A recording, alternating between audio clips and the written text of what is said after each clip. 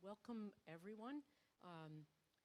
We're not at a bar. We're at the Woodrow Wilson Center, even though we're sitting in these chairs for the purpose of the webcast.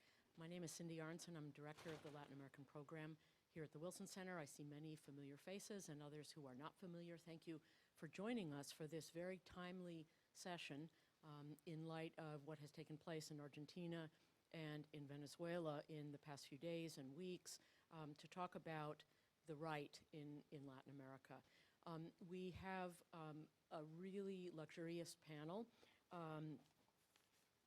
pulled together around Kent Akers, who we've had the pleasure of hosting here as a fellow since September in this academic year. When he's not here at the Wilson Center, he's teaching politics at the University of California, Santa Cruz, and is the author of numerous books on decentralization and democracy. He has also taught at the Woodrow Wilson School in Princeton, which has actually no relation to the Wilson Center, except for our mutual namesake, as well as the Naval Postgraduate School in Monterey, California. Kent's presentation will be followed by the presentation of Juan Pablo Luna, who joins us here via video conference from Santiago. Juan Pablo is an associate professor at the Institute of Political Science at the Universidad Católica de Chile. He has widely published, but his most recent co-edited book is on the right in Latin America. And then we also are privileged to have with us for the first time Agustín Girodi, who's an assistant professor at American University. Her most recent book was published by Oxford University Press on Democrats and Autocrats. She's widely published for such a young scholar. Her dissertation got the Juan Linds Prize offered by the American Political Science Association, and she has also taught in her native Argentina at the Universidad de Tela and also at San Andrés. So we are really privileged to have such a distinguished group of people to discuss current events and also what this means for what many commentators have called, I think quite unfortunately, the end of the, quote, pink tide, unquote, in Latin America. I don't see it in that way at all. I may throw in my 2 cents, depending on the presentations of our speakers. But thank you again for joining us. Kent. So I want to start by thanking Cindy Arntzen for organizing not just this event, but all of the fantastic Latin America-related events that she organizes year in, year out with a fabulous team that benefit all of us who focus on Latin America, particularly Karina Peña for organizing this event today. And I think I'm going to stand, and I've got a presentation that I think I should start. How does that work? Do I just, let's see if I advance this. Oh, it's back there. I see. It's not, so this is Juan Pablo, and the screen is back there. Got it. So what I think I want to do is use the 3 questions that we sent out in the invitation to organize my remarks. And what I hope to do is sort of offer some useful ways to think about what might be the end of the left turn, a macro-level political shift in the region, and to just sort of flag some issues that I think we should be focusing on if indeed this trend unfolds in the way that we think it's going to unfold. And so then we'll hand it over to Juan Pablo and Agustín, who I thank for participating, and they're free to really develop these 3 questions we sent out or any other questions or specific country experiences that they might want to talk about. And I'm going to start my timer so that I don't exceed my time. I have a tendency to do that. Okay, so let's get started. Am I in the way? Should I move? No, I don't think so. Yeah. So the first question is, are we witnessing the end of the left turn? And this question might be a tad premature. But in 2015, there have been a number of developments of diverse type that sort of point in this direction. Right, so whether it's recent electoral victories in Argentina and Venezuela, corruption scandals in Brazil and Chile that have created major governance challenges for incumbents on the left. In Ecuador, Correa recently announced he's not going to stand again. And looking forward into 2016, Keiko Fujimori looks likely to win presidential elections in Peru. So the signs are diverse, but they do seem to point in a certain direction. So if the answer to the question is yes, what does this tell us about the possible causes of the left turn? Right, so in the last decade, there's been a really vigorous debate among those who've tried to understand why the left turn took place. And before we kind of rush to think about the right, I think we want to pause for a moment and think about what these recent developments mean for this debate about what caused such a dramatic, more or less simultaneous shift to the left in the last decade. There's a big literature here, but one way to simplify it is really to focus on the contrast between those who've argued that the left turn was the result of deep socio-political changes versus more contingent economic changes, right? Okay, so the perhaps dominant explanation saw the left turn as the result of two big changes.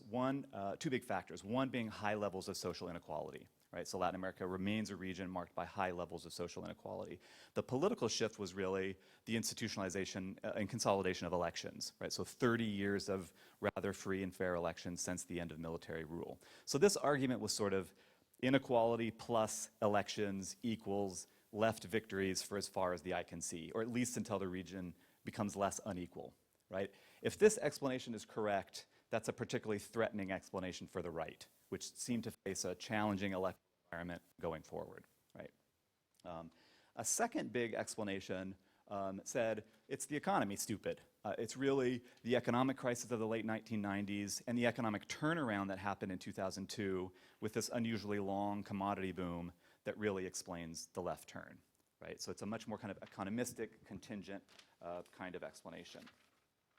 Okay, so the debate between these and a bunch of other really interesting explanations should go forward, but at this early point in time, one argument to make would be that the timing of the apparent end of the left turn points strongly toward this economic kind of explanation, right? That the end of the commodity boom is really what triggered this real challenge for the left.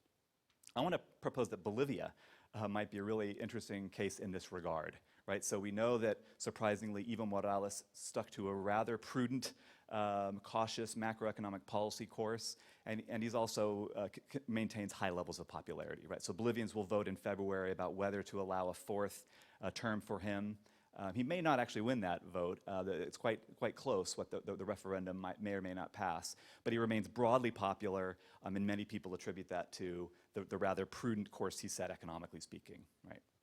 Okay, so we can debate what caused it. I think it also makes sense to sort of meditate on the fact that there are these identifiable political shifts, right? That Latin America kind of has a certain coherence as a region, politically speaking, that's quite interesting, right? So even as individual countries increasingly diverge on many key respects, we still can identify these region level as opposed to purely country level kinds of shifts, and that's quite interesting. We can't really say that about other world regions, right? So where neighborhood effects aren't as salient as they continue to be in Latin America. I think that's quite interesting.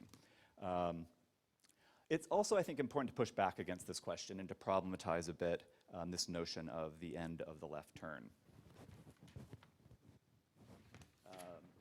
In part because, as we know from some of the best scholarship of the last decade, there was no left turn. There were many left turns. And so we have increasingly, I think, complicated typologies that tried to differentiate between different left experiments. Juan Pablo Luna contributed importantly to this attempt to kind of break down the left and compare different left experiences. You might know these different adjectives that were used. The moderate left versus the radical left, the populist left versus the institutional left, bad left, good left, even carnivorous versus vegetarian, which was Vargas Llosa's attempt to sort of join this game of labeling varieties of the left. So even if the scale and the cost of the corruption scandals in Brazil and Chile raised serious questions about what we thought was a more fiscally moderate, sustainable, moderate left, we don't want to lump all left cases together. Indeed, I think what we want to do is begin to think about varieties on the right? Thinking about typologies that would help us make sense of all of the variation that we're going to see, that we do see on the right. Another good reason, if you can see this down here, another good reason to sort of question this is to argue that the left turn is going to prove to be quite sticky, right? That the consequences of the left turn may well be long-lived. So in other words, even if the left now starts losing presidential elections, how it used the presidency will likely have long-term impacts. One, because the left turn lasted so long. Two, because it occurred at a time of fiscal buoyancy. And three, because it extended social benefits to a broad set of the population who are outside the formal sector, who've been included in social provision, right? One could argue that if the right is smart, it will do what it can to preserve the extension of social safety nets under left rule. So I want to propose that just as respect for the basic parameters of the market has been a really critical way to distinguish between the moderate and the left-right, we can use respect for the social safety net potentially as a useful way to distinguish between more moderate and more radical right-wing governments. On the campaign trail, Capriles in Venezuela, Macri in Argentina promised that they would maintain key social policy reforms, which then will be a key legacy of the left if that happens, an important element of continuity. Piñera criticized Bachelet's pension reform in the opposition and then maintained it, right? And so we might want to think about a more radical right returning to a more neoliberal approach to social policy through privatization, through more targeted approaches to social policy. And that might be a useful way to distinguish between variations of the right. Okay. But what's interesting, I think, is that this highly visible macro level shift between left and right might mask a fair amount of continuity and consistency and agreement at the policy level. So that's a point I want to make. Okay. Moving on to the second big question that we circulated, I think we should ask what the right has been up to when it was in the wilderness, now that that period is coming to an end. And I think the starting point here is to really note that when we talk about the left turn, we're really talking about presidential elections, right? We're really talking about consistent left victories in presidential elections, which were so important in a region that concentrates so much power in the presidency, right? This is hyper-presidential systems that concentrate power in the executive as opposed to other branches, and that's why the left turn was so threatening to the right. It's apparent failure to win, inability to win presidential elections, right? So I want to propose that in this period, the right engaged in a really interesting conversation, debate about how to remain politically relevant, right? If it looked like it was potentially not going to win the all-important presidency. And so here I just want to distinguish between some institutional strategies and some societal strategies that the right experimented with, admittedly in a very uneven way across different countries. Okay, starting with institutional strategy, especially in the radical left cases, one of the right's main responses to the left turn was to advocate a defense of liberal representative institutions. And in many ways, we saw quite interesting normative debate about different models of democracy, the left favoring a more direct, participatory understanding of democracy versus the liberal representative model favored by the right. In addition to this sort of normative debate, for the right, there was a real strategic sense that it needed to hold on to those parts of the state where it still had a foothold. We're really talking about legislatures and subnational governments, right? And so the subnational strategy, I think, was particularly important in the radical left cases where local and state and departmental governments served as these sort of shelters that provided political shelter for the right, having been displaced from the national level, right? So in Venezuela, this is an important part of the story, right? That the right uses subnational territory to regroup and relaunch a national project with Capriles as its head, right?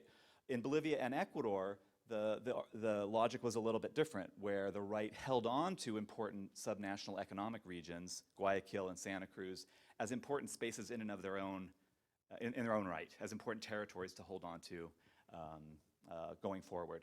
Macri is mayor of Buenos Aires for the duration of Cristina Kirchner's presidency. That's an important part of his emergence as a national figure. So it's often been said, that the left turn began in the cities, and we can think about a kind of a similar dynamic on the right. And I think Agustina will maybe talk a little bit more about the importance of paying attention to the territorial subnational dimensions of this. Okay. Another important institutional strategy are political parties, right? And so party building, I want to say that party building has consistently been a challenge for the right, and the absence of strong right parties has been, on balance, very bad for democracy in Latin America, right? So party building remains an urgent priority for the right. And here I just want to emphasize that the partisan terrain looks really different depending on what countries we're talking about, right? So in countries that were governed by the moderate left, like Chile and Uruguay, there are established institutionalized parties on the right that need to be reinvigorated and strengthened, but do exist. In contrast, in the countries governed by the more radical left, where party systems collapsed, the right faces a different challenge, and that's the challenge of actually, from scratch, building parties, right? So maybe it's easier to build parties facing a clean slate, but it's probably more challenging to build parties out of nowhere, out of thin air, right? And so I think the party building challenge is going to remain a really important one. So in addition to these institutional strategies, the right also was active in a bunch of other societal, non-institutional kinds of strategies, investments in the media, organizations like business associations and chambers, think tanks. The media is going to be particularly important to watch, right? So even if radical left governments attacked privately owned media, even if the left got really savvy about how to use state-run media, the reality is that the media ownership of the media remains highly concentrated in Latin America in the hands of a very few. And that advantages the right as a tool vis-a-vis the left. Okay, but in addition to these more familiar societal strategies, I think maybe the most interesting thing here is that in some countries, again in the more radical left cases, the right began to mimic the left and adopted social movement kinds of strategies and tactics, sort of borrowing from the left's playbook to do things like hunger strikes, large-scale protests, demonstrations, rallies. So in Bolivia and Ecuador, politicians on the right led kind of social movements for territorial autonomy against the left, right? Really doing things that we've always associated with the left and not the right. So the right may now abandon all that. But I think as a result of this experience, the right potentially has a bigger, more sophisticated, and more updated sense of its options, that it doesn't necessarily need to cede the street or the politics of the street to the left, right? That the right can actually has some stuff to do there. Okay, so the walkaway point here is even if the right returns to the presidency, don't let's lose sight of all of these ways that the right thought about how it might remain relevant. I want to check my time here. Okay, I'm good, okay. Okay, so let me move to the last third big question that we wanted to put on the table. What does this mean more broadly for democratic governance? If we're seeing the resurgence of the right or the return to government's right of center, what does this mean for democratic governance? What does it mean for other important outcomes like development or security, other things we care about, right? And I want to break this question down into what I think are kind of three useful questions that I'm going to be watching sort of going forward. So one question is whether the right will continue to defend representative institutions, institutional strengthening, even if it doesn't, quote, need to, right? So even if it does return to the executive branch, does it continue to champion and indeed invest in institution building, which many of us believe is the challenge facing Latin America, right? The problem is one of weak institutions. So I think this is potentially a historic opportunity for the right, in effect, to put its money where its mouth is, right? And to deliver on this very full-throated defense of liberal representative democracy that we heard when it was in the opposition, right? Otherwise, it's just going to look expedient, right? Those demands made for the last decade about the importance of defending elected representative liberal institutions looks expedient and strategic rather than a true, genuine commitment, right? And so once in power, will we see an attempt to respect institutional constraints? So just as we've used respect for institutional constraints as a way to differentiate moderate and radical left, we might also want to think about using respect for the rule of law and institutional constraints as a way to differentiate more radical versus more moderate versions of the right, right? So it's easy to say that. The rubber's going to hit the road really soon in terms of the right having to make difficult, we're seeing this in Venezuela this week, difficult decisions about how to handle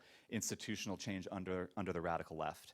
Right, so the last decade has been incredibly dynamic period for constitutional revision and reform. What does the right do with the changes that were made at the constitutional level? The right in Ecuador is very much thinking about whether and how it's going to need to redo the constitution written just very recently under Correa.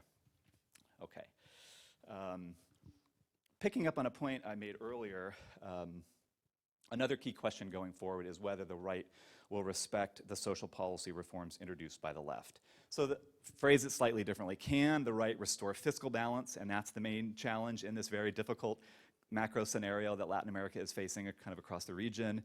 Can it do that while, without cutting back the safety net extension that happened under left rule and that arguably helped raise millions from poverty, right? So this is a really important question to think about. So if we're going to be seeing devaluation, the lifting of price, exchange, capital controls, the privatization of inefficient industries, do those fiscal stabilizing measures come coupled with a rollback in social benefits, or can they obviate the need to roll back social benefits, right? So are we going to see real attempts to undo what the left did in terms of social benefits. In other words, which parts of the left model will be maintained and which will be ditched? Is that something that we're going to be seeing? And what's really important here, and I think really confusing when you get down into the weeds, is that there's a lot of heterogeneity in terms of what happened in social policy in the last decade, right? In terms of the scope of benefits that were extended, the generosity of benefits, whether they were universalistically extended or discretionarily, how they're financed, right? So just think of the difference between Chile Solidario, which is an income transfer that Lagos and Bachelet explicitly financed through discrete increases in tax rates, versus the Bolivarian missions, right, which were financed off budget and through the oil windfall. And think about how many gradations between those extremes, in terms of what social policy really looks like. But I want to propose that these differences are really going to matter going forward, right? How fiscally cheap or expensive these social policy reforms were. Some people argue that the Bolsa in Brazil was rather cheap, fiscally speaking, right? And so this is going to be really important, how expensive these reforms were, fiscally speaking. Okay, and then the last question that I want to put out there is that I think we should be thinking about what, if anything, the return of the right would mean for a host of other important policy areas, other than the economic and social policy areas that I've just emphasized that I think are really the key ones to look at. And one thing that's quite interesting here is that we may not see important policy shifts in a whole range of policy areas that many of us work on and care about. So consider, for example, gender and LGBT policies. I think it would be a real mistake to attribute too much responsibility to the political left for what we've seen in these dimensions, right? So despite the visibility of Bachelet, Kirchner, Rousseff as women elected to the presidency, and despite the kind of female face they gave to the left turn, one could argue that very little happened in terms of women's reproductive rights and a bunch of other gender policies under left rule, right? Or, even though Kirchner herself was the champion of marriage equality, in most cases it was the courts, right? It was the judiciary that pushed forward this movement, not politicians on the left. And indeed, it should be said that Macri broke with his party to support marriage equality, right? In terms of crime and security, I think it's surprising to note that the right has not been able to extract more political juice from the security crisis, at least above the municipal level outside of Colombia, right? We all know from survey data that for the last decade, security concerns have topped the list of citizen concerns in Latin America. And we know that the right can often use security as a valence issue to win elections. And yet, if this is the dominant dynamic, then we should have seen the end of the left turn, and the return of the right, not in 2015, but a decade ago. So again, the timing of this seems to suggest the dominance of economic issues, I think, relative to security issues. And that's quite interesting, right, that the right has really not, in the main, the right has not been able to generate more political gain from insecurity crisis. Another important area, the last one here, is natural resources, where I would venture to say we're going to see much more policy continuity than change when it comes to natural resources and the extraction thereof, which has produced so much conflict in Latin America over the last decade, if you think about how many conflicts over the terms of extraction, the costs of extraction. Environmentalists have been profoundly disappointed with the left turn, and they see precious little difference between left and right behavior on the environment and in terms of natural resources in particular, right? So let me just use this to conclude and kind of zoom out a bit and say, sort of hit home a theme that I developed earlier and that I really want to leave you with. So on the one hand, 2015 has brought, and I think 2016 promises to bring still more evidence of the end of an unusually long period of government on the left, not entirely consistent period of government on the left, and the fact that Latin America continues to experience these regional shifts at the regional level and not merely at the country level is remarkable. And we should absolutely be asking what's driving maybe these macro trends. But at the same time, we should not be surprised if we don't end up seeing a lot of policy change, and if in fact we see evidence of policy continuity in a number of important arenas. So this really belies, I think, the notion that what we read in the headlines in terms of this sharp political shift will map onto or generate substantive differences at the policy level, which is arguably more important in terms of how people live, how well they live. So this policy continuity is obviously either positive or negative depending on what your view is of the content of those policies. But the image that I want to leave you with is really that of the center, right? So if the moderate right respects the basic thrust of the social safety net extended under the left in the last decade, and the moderate left respected and maintained the basic parameters of the market model introduced in the 90s, then one could argue that what we may be seeing is a new kind of convergence at the very center of the political spectrum, dominated by moderates of the left and right, who aren't that far apart anymore, potentially. Right? So with that, I'll stop and turn it over to Juan Pablo.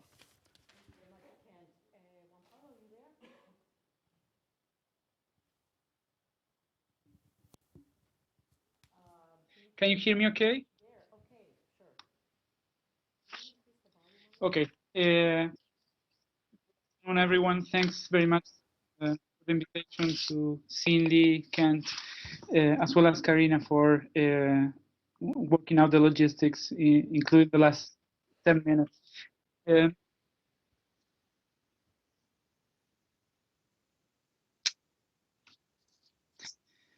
How much time do I have? It's 15 minutes. 15 minutes is good. I'm sorry, 15 minutes is good. Okay.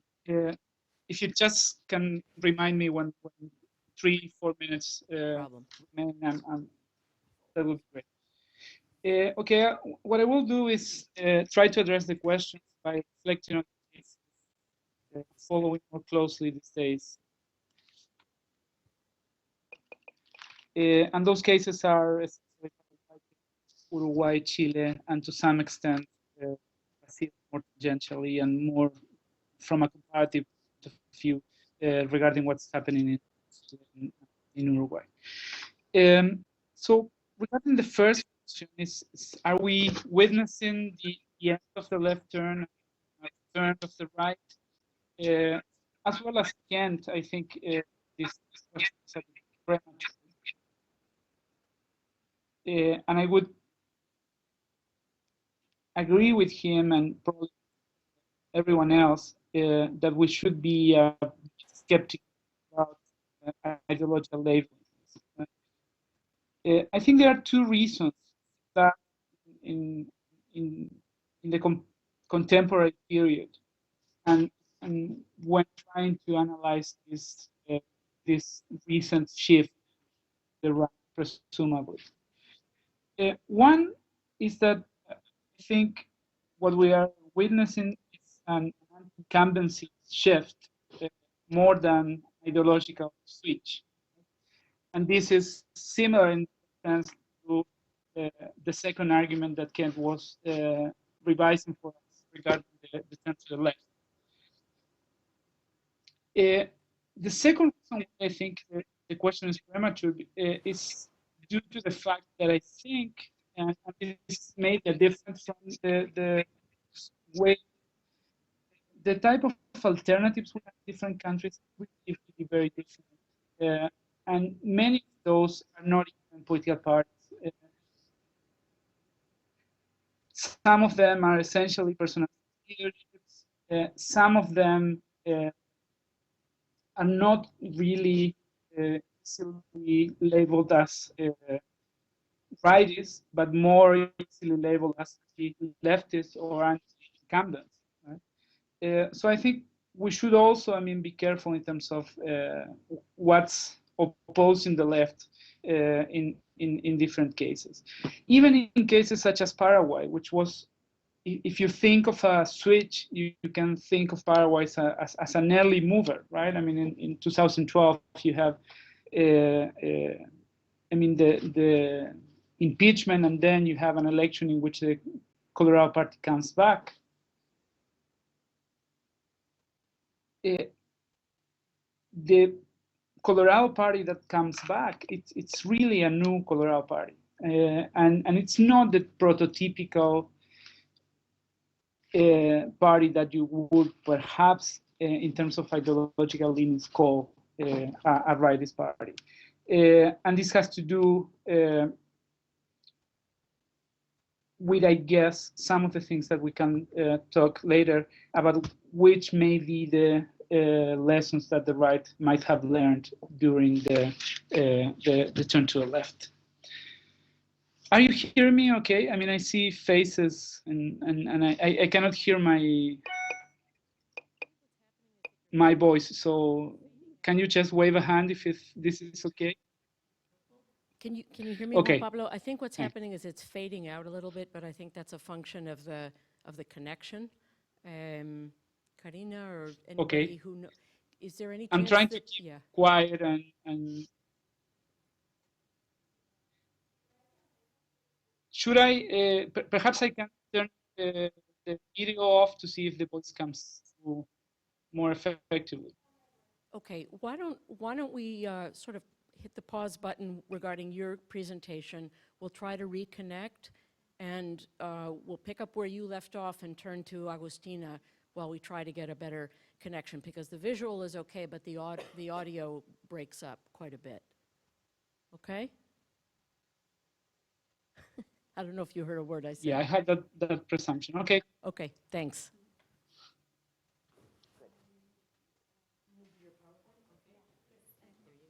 Sorry. Should I get out? I'll move over. Yep. Thank you. Can I use this as my Por favor. All right. Well, thank you very much, Cindy and Karina, for organizing this. And Kent, of course, I think you were in part responsible for putting together the panel and also the questions. So thanks to all of you for being here as well. So my presentation will be focused on the specific case of Argentina, and I'm going to try to draw some more general lessons based on this case. So as you all know, first of all, I mean, before I forget and before you fall asleep, this is what I'll be doing in my presentation. So I'll be talking about some of the electoral results. And some of what I think are the key issues of this election, things that were quite remarkable and that we were not expecting. And then I will tackle two of the questions that Kent and Cynthia posed for this panel. So are we witnessing the end of the so-called left turn in Argentina? And in order to answer this question, I will focus on the new cabinet. So who are the people who have been appointed to implement or carry out policies in the next 4 years in Argentina? And then I will be trying to tackle that question by looking at the political coalitions that Cambiemos will have to make in order to rule the country for the next few years. And I'll be looking at the class-based coalitions and also the territorial coalitions, which I think will be key to understand what Macri will be able to do or not do in the next 4 years. And finally, I will tackle the third question, which regards the implications of the new government for democratic governance in Argentina. So this is a chart that shows you the results of the first round, which was held in October, late of October. Here you can see, I don't know if this is, yeah. So the incumbent candidate, Daniel Scioli, won this first round by 3 points. And what we see here is Sergio Massa, a splinter of the Peronist party, also capturing a considerable high number of votes. No one was able to get a majority, which is why we had a second round a couple of weeks ago, November 22nd. And here, interestingly, what we see is, again, that the difference was 3 points as well. And also some interesting things. So as you can see, by looking at the results, this is a highly divided electorate. So it's only a 3-point difference between the two candidates. There is a very strong Peronist opposition. So this is what, well, you can no longer see, okay. What the Frente para la Victoria obtained. So this is quite a sizable number of people who are still supporting the Peronist party. And probably the most notable thing happening in November was that this is the first time since 1910 that we see a center-right conservative candidate winning the presidency. So what can we expect? So are we really seeing a shift to the right? And so as I said before, one of the ways of answering or trying to answering this question, which I agree with Kent and with Juan Pablo, I think this is really premature yet, so I wouldn't call this a sustainable shift towards the right, but rather, I mean, we're witnessing a couple of right-wing victories, but I would be careful and not argue that this is a sustainable trend that we would see in the next few years. So, but what can we expect? So just by looking at the new cabinet, so we are years, decades, and hundreds of years away from Canada. 4 women and 24 men make up the cabinet in Argentina. Out of those 27 persons, 8 belong to the PRO, which is the center-right party of Macri. 4 of them belong to the radical party, the UCR, which is the center party. And this is also interesting to, going back to some of the points that Kent was making, to start unpacking what the right means. So here in the case of Argentina, Mauricio Macri won the presidency with a coalition of right-wing and center parties. This is very different from what we saw in Chile, where the UDI, or the UDI, and Renovación Nacional were part of the same coalition, 2 parties that have traditionally been identified with the right. This is different from what we saw in Mexico, where the PAN was a clear center-right party. So here we're talking about a coalition of different parties, and some of those parties belong to the center of the ideological spectrum. And some of those people will be serving as secretaries in the next administration. 3 ministries will be from the Peronist party, from Córdoba, and from the Coalición Cívica, which is the other party that makes up the coalition that brought Macri to the presidency. 3 of them belong to the private sector. They are former CEOs, and 3 of them have been serving as ministries in the past. So what can we expect in terms of policy making? Here I would say that we will see a lot of what Levitsky and Roberts call social liberalism. And social liberalism is defined by support for maximum freedom for economic markets and reduction of state intervention, but also the implementation of a wide variety of targeted social programs. And this goes back to one of the points that Kent was mentioning. So the new cabinet and Macri have talked extensively about reducing subsidies in Argentina. This is probably going to be one of the first measures that the new president will take, starting, I wouldn't say tomorrow, but probably next week. A reduction of subsidies for transportation and domestic utilities, reduction of export taxes as well on soybeans and other key commodities of the Argentine economy, including beef, wheat, and corn. Also, another announcement that has been made in the last few days is that one of the main goals of this government is to attract new investments, especially from abroad, in order to invest in infrastructure and natural resources. So we will be seeing a lot of money pouring to Argentina, hopefully to invest in some of these areas. The government has announced that it will not roll back some of the key social policies that have been implemented by the Kirchners.